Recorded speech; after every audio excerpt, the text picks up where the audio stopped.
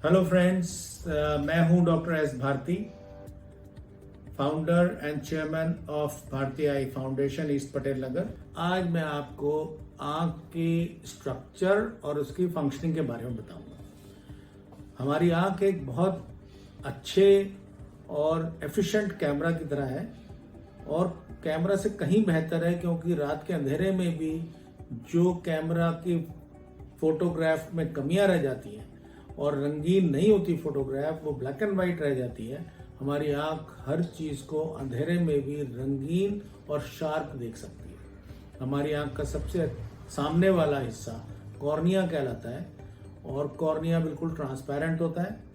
उसके पीछे जो फोकसिंग में हेल्प करने वाली डिवाइस सिस्टम है वो है लेंस, और उसके पीछे जहां पर रेटिना, जो कि पूरी इमेज जहां पर जाके फोकस होती है, और रेटिना पे बनी हुई इमेज ऑप्टिक नर्व के थ्रू पूरा मैसेज ब्रेन तक जाता है और ब्रेन देखने का काम करता है।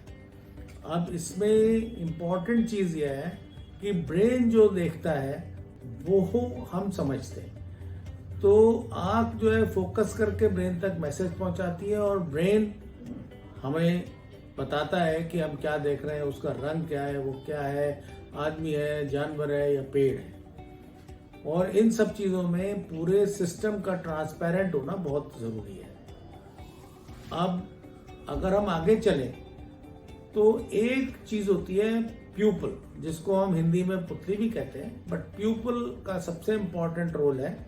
वो आंख के अंदर जो भी रोशनी जा रही है उसको कंट्रोल करता है। जब अंधेरा होता है तो प्यूपल बड़ा हो जाता है जिससे अधिक से अधिक रोशनी जा सके, और जब तेज रोशनी होती है तो प्यूपल छोटा हो जाता है जिससे कि एक लिमिट तक की रोशनी आंख के अंदर जाए और इमेज जो है वो शार्प बने।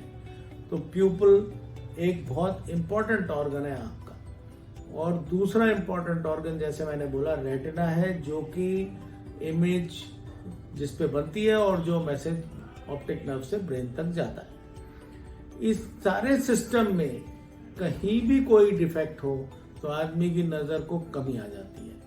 सबसे कॉमन चीज है लेंस की ओपेसिफिकेशन, जिसको हम कैटरैक्ट कहते हैं, और कैटरैक्ट के लिए उस लेंस को हटा के दूसरा लेंस डालते हैं, इसको हम कैटरैक्ट सर्जरी कहते हैं।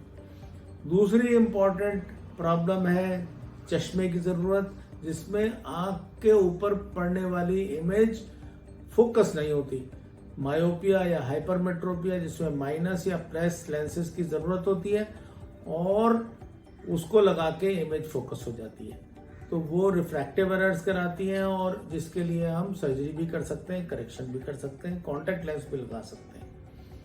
तीसरी प्रॉब्लम्स आती हैं जब रेटिना में कोई प्रॉब्लम होती है, जैसे डायबिटीज में रेटिना के ऊपर स्वेलिंग या हेमरेजेस होने लगते हैं, और एज के साथ में मैक्यूला, जो सबसे अच्छा आंख का देखने वाला हिस्सा होता है, उसमें डीजनरेशन होने लगता है और फिर नजर कम आती है।